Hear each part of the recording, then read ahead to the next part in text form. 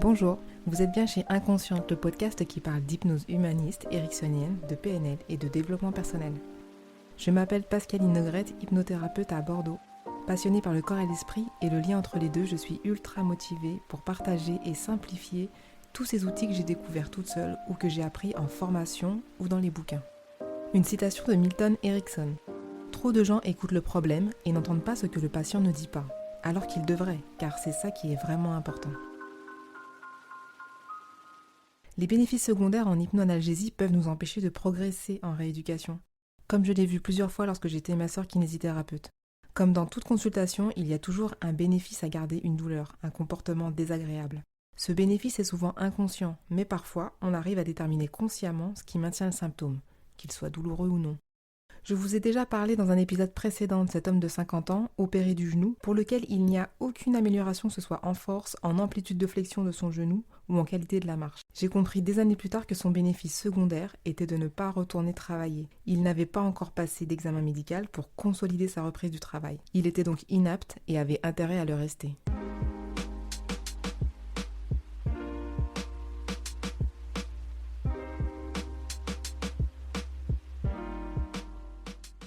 Une femme de 40 ans que j'ai massée pendant au moins 36 séances. Elle avait d'énormes contractures dans le dos, inexplicables. Elle ne dormait pas sur la table comme pouvaient le faire certains pendant le massage. De toute façon, je lui faisais mal moi aussi. Je la massais avec mes mains, mes poings, mes coudes, avec la lampe infrarouge à fond, mais rien à faire, rien ne bougeait de semaine en semaine. Elle me racontait toute sa vie à chaque séance et je dois dire qu'elle était dans une situation bien difficile. Un travail pénible, mal payé, 2 adolescents turbulents, un mari en prison et elle, toute seule. Elle portait symboliquement ses fardeaux sur son dos, et personne pour la soulager ni l'écouter, à part moi. Dans l'épisode 1 sur la douleur, je vous disais que la douleur aiguë est un signal d'alarme ou d'alerte, qui nous pousse à rechercher la lésion réelle ou potentielle, celle que l'on ne voit pas.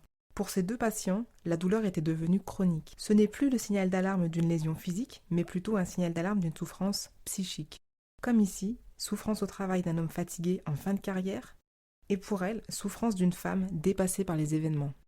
Les bénéfices secondaires, une fois trouvés, nous permettent de mieux accompagner une personne douloureuse ou de mieux s'accompagner soi-même. Quand le Doliprane fonctionne, super, ça roule. S'il ne fonctionne pas, on donne plus fort. Et si ça ne fonctionne toujours pas, on fait quoi? On écoute. Toujours ce que le patient ne dit pas. Et on s'écoute aussi. Même si c'est péjoratif dans notre société de s'écouter, en attendant, votre corps vous dira merci. Et vos patients aussi, si vous êtes thérapeute. S'écouter, c'est faire confiance à la petite voix dans la tête qui ajoute un commentaire pertinent.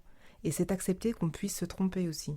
On a le droit. Dans tous les cas, quand quelque chose ne fonctionne pas, on fait autre chose.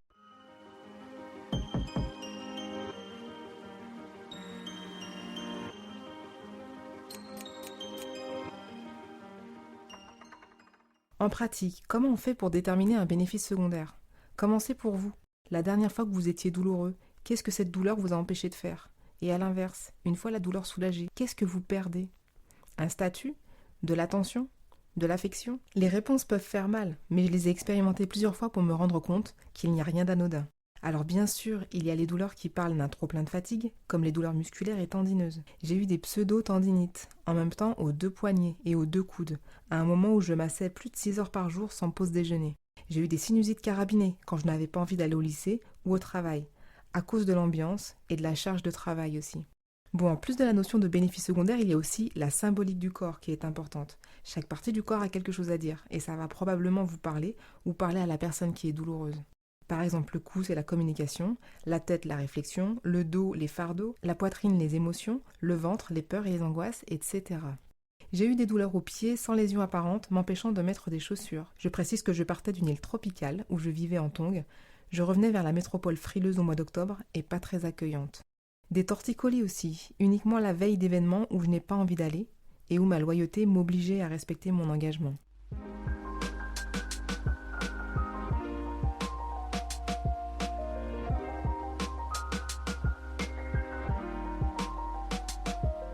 Un jour, une patiente revient à l'hôpital avec un abcès dans le cou, à gauche, purulent et bien sûr douloureux, et qui finalement avoue s'être violemment disputée avec sa sœur 2 jours auparavant. Elle me dit « Qu'est-ce que je dois faire maintenant ?» Et je lui dis « À votre avis ?» Et elle me répond timidement « Crever l'abcès ?» Avec sa sœur, bien sûr, on s'entend bien. Quand vous comprendrez le bénéfice secondaire et la symbolique du corps et que vous agirez en conséquence, la douleur disparaîtra. S'il s'agit bien sûr d'une souffrance psychique et non pas d'une alerte rouge physique. Attention, n'allez pas faire de la symbolique ou de la recherche de bénéfices secondaires si vous vous cassez un bras. Enfin, pas tout de suite. Je vous rappelle la citation de Milton Erickson. Trop de gens écoutent le problème et n'entendent pas ce que le patient ne dit pas, alors qu'ils devraient, car c'est ça qui est vraiment important. Retrouvez-moi pour l'épisode suivant. En attendant, vous pouvez aller du côté de YouTube sur la chaîne Pascaline Hypnose Bordeaux, sur Facebook Pascaline Hypnose tout attaché, et sur le site ou le blog je vous mets les liens pas loin. Si vous aimez, partagez, commentez et likez. À bientôt.